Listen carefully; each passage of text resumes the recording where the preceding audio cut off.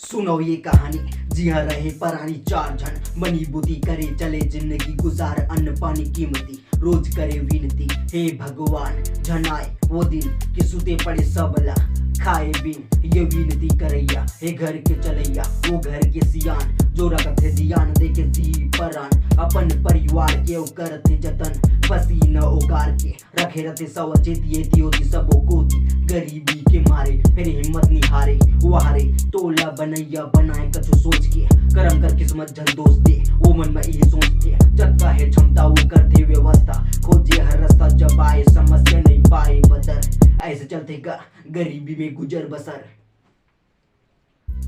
गरीब घर मिले जन्म कर बे झनते शरम, कहोगे माँ बाप तोर बनी हार है, कहोगे छानी खदर के घर द्वार है, कहोगे गाँव में उधार है, उधार के चौड़दार है, नून चटनी करके खवावत तो है, बनी बुद्धि करके घर चलावत तो है, अंगा कर रोटी वो को दुखन दुखन की निको नोले कमती, पानी पसिया पेज पी के चलत हवे जिंदगी, माना तो जिंदगी कठिनाई से भरे पड़े, फिर जब का सफलता ऊंचाई में खड़े हवे, अपन जिंदगी की कठिनाई से लड़े हवे, अपन भैया अपन छैया छैया पर के भरोसा झन बैठते हैं भैया।